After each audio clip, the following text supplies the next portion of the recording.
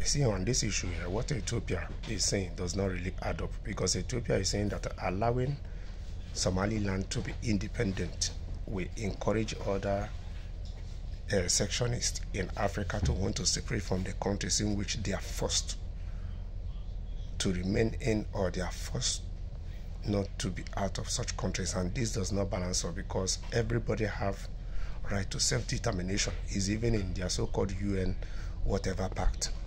Australia should recognize Somaliland, a territory that is claimed by Somali but has asserted its independence since 1991.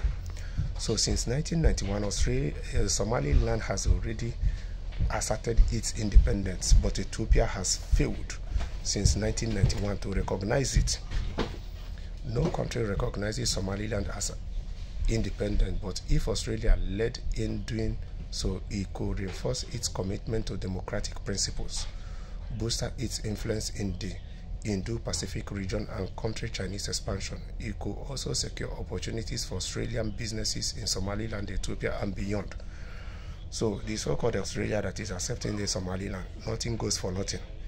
They are just going there for their own needs. It's not that they so-called want the Somali people to be independent, or they so much like the Somaliland people. It's just about what they can get.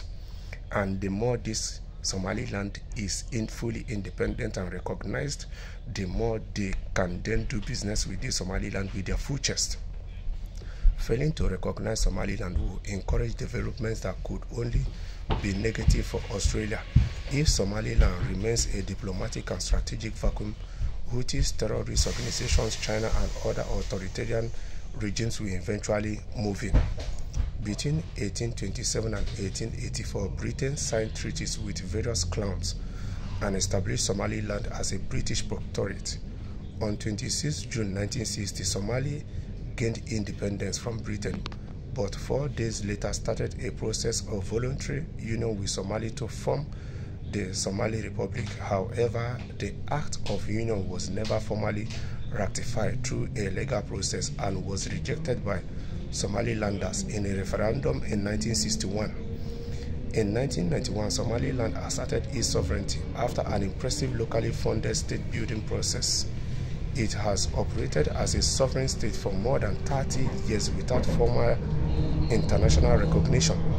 So it means that more than 30 years now, this Somaliland has been functioning as a country even without being recognized by international stage or at international level. Somaliland's story is one of the resilience of stability, contrasting sharply with the turmoil characterizing Somalia. Somaliland's consistent, peaceful, democratic governance over the past 2 decades, though imperfect, makes it a role model for the global south. It estimates its population at about 5.9 million.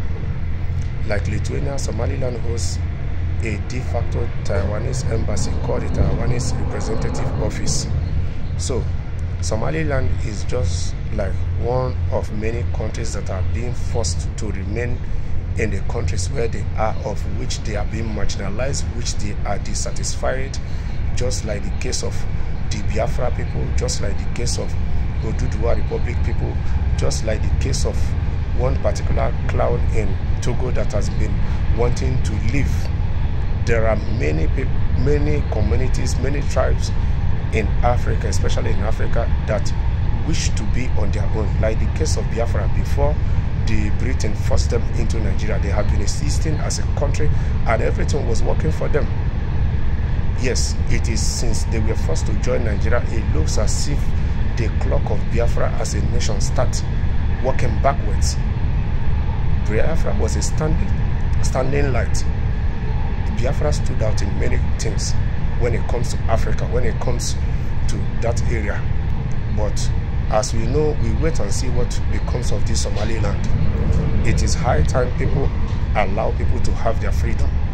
If any tribe, any clan say they don't want to be part of you, we are living in 21st century. People should be left to be on their own and manage their resources and fulfill their full potentials and contribute their own part to mankind.